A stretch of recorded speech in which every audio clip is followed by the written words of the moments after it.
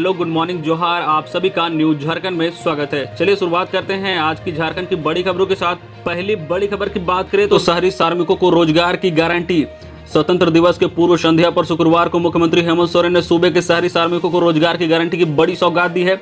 इनके लिए सीएम ने मुख्यमंत्री श्रमिक योजना और वेब पोर्टल की शुरुआत की है। इस मौके पर मुख्यमंत्री ने कहा कि निबंधन के 15 दिनों में यदि रोजगार नहीं मिला तो श्रमिकों को बेरोजगारी भत्ता मिलेगा। इस योजना से राज्य के 51 नगर निकाय क्षेत्र में रहने वाले 5 लाख से अधिक परिवारों को फायदा होगा।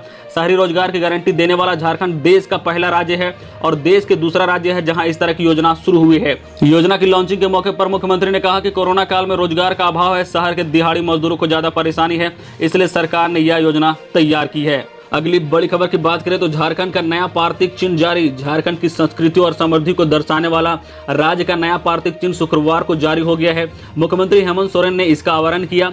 इसके बाद इसे राज्यपाल द्रौपदी मुर्मू, विधानसभा अध्यक्ष रविंद्रनाथ महतो और सांसद शिबू सोरेन ने जारी किया। समारोह में मुख्यमंत्री ने मौके पर मौजूद अन्य मंत्रियों को यह पार्थिव चिन्ह भेंट किया।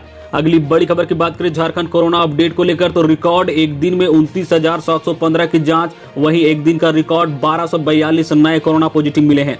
कोरोना संक्रमण के बीच झारखंड में शुक्रवार को एक दिन में 2 रिकॉर्ड बने हैं।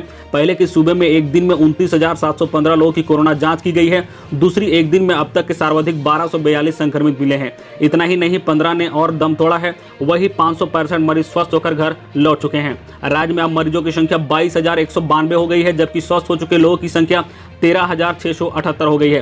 राज्य में अब तक 4,42,286 लोगों का सैंपल जांच किया गया है। गुरुवार के मिले मरीजों में रांची से 276, पूर्व सिंहभूम से 169, गिरिडीह से 107, धनबाद से 87, कोडरमा से 83, रामगढ़ से 78, हजारीबाग से 66, पलामू से 47, पश्चिम सिंहभूम में 41, सरायकेला से 36, सिमडेगा से 31, साहिबगंज से 28, गढ़वा व दुमका से 27, लोहरदगा से 23, लातेहार से 22, गुमला से 19, गोड्डा व चतरा से 18, देवघर में 14, बोकारो से 12, जामताड़ा व खुट्टी से 6 मरीज मिले हैं। वहीं राज्य में गुरुवार को 15 संक्रमितों की मौत हुई है। इसमें से पूर्व सिंहभूम से 9, रांची व रामगढ़ व देवघर से 2 तथा हजारीबाग से 1 संक्रमित की मौत हुई है। अगली बड़ी खबर की बात करें तो सम्मान, रांची के एसएसपी समेत 12 को वीरता पदक। स्वतंत्र दिवस पर रांची के एसएसपी सुरेंद्र कुमार झा समेत सूबे के 12 पुलिसकर्मियों को वीरता पदक, 1 को विशेष सेवा पदक जबकि 11 को सराहनीय सेवा पदक देने का ऐलान किया गया है।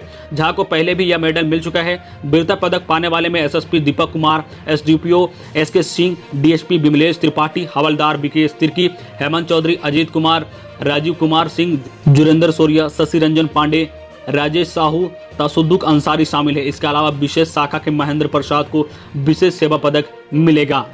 अगली बड़ी खबर की बात करें तो कृषि ऋण माफी के लिए नीति बनेगी। किसानों की कर्ज माफी को लेकर राज्य सरकार योजना तैयार कर रही है। इसके लिए कृषि विभाग राज्य स्तरीय कमेटी बनाएगी। कमेटी अपने स्तर से कर्ज माफी को लेकर सारी चीजें बारीकी से देखेगी। इसके साथ ही कर्ज माफी के लिए नीति बनाई जाएगी। यह कमेटी कर्ज माफी के लिए योग्यता और कितना कर्ज माफ करना है जैसे तथ्यों को सामने रखेगी। कमेटी की रिपोर्ट के बाद ऐसे किसानों की रीचेक होगी, उसके बाद कर्ज माफी का रास्ता बढ़ेगा। कृषि मंत्री बताते हैं कि कर्ज माफी करना सरकार की प्राथमिकता है। कोविड-19 की वजह से इसमें थोड़ी देर जरूर हुई है, लेकिन सारी तैयारी अब की जा रही है। सरकार जल्द ही किसानों को बड़ी राहत देने की तैयारी में है।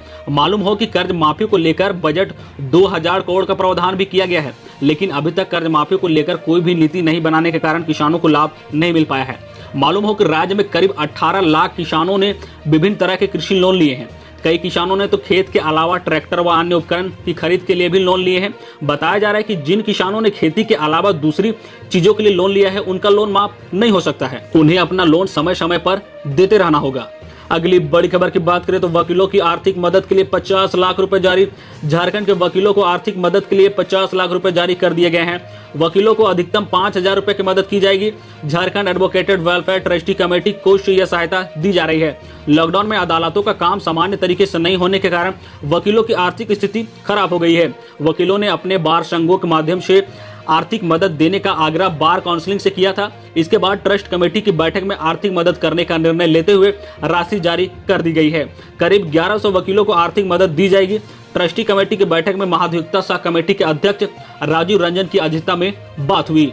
अगली बड़ी खबर की बात करें तो राज्यपाल दुमका, सीएम मोराबादी में फहराएंगे तिरंगा।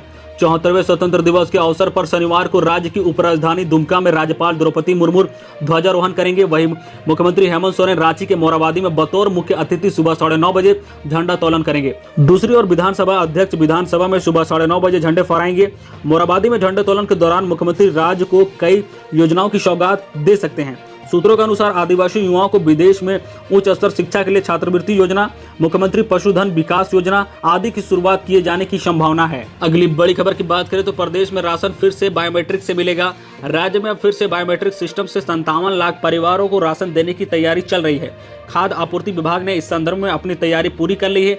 जल्द ही लाभुकों को फिर से अंगूठे का निशान पुश मशीन पर लगाने के बाद ही राशन दिया जाएगा। कोरोना के बढ़ते संक्रमण को देखते हुए पूरे राज्य में पुश मशीन बंद कर ऑफलाइन अनाज दिया जा रहा था। कई जगहों पर लाभुकों के मोबाइल पर ओटीपी के माध्यम से उनकी पहचान की जा रही थी, लेकिन 4 माह पहले जो व्यवस्था की गई थी उसमें कई शिकायतें मिलने लगी है। लॉकडाउन में सबसे अधिक शिकायत राशन को लेकर ही मिली है। उसके बाद करीब 1 दर्जन राशन डीलरों का लाइसेंस भी रद्द किया गया है। खाद्य आपूर्ति मंत्री रामेश्वर उरांव ने बताया है कि केंद्र सरकार का निर्देश है कि राशन लाभुकों को फिर से बायोमेट्रिक सिस्टम से ही राशन दिया जाए। अगली बड़ी खबर की बात करें तो बस कुछ महीनों का इंतजार, कई देसी वैक्सीन होगी तैयार। कोरोना की सबसे सस्ती दवा फेविलो लॉन्च। कोरोना महामारी से जारी जंग के बीच स्वदेशी वैक्सीन को लेकर उम्मीद बढ़ गई है। सब ठीक रहा तो इस साल के आखिर में देश को कोरोना का वैक्सीन मिल जाएगा।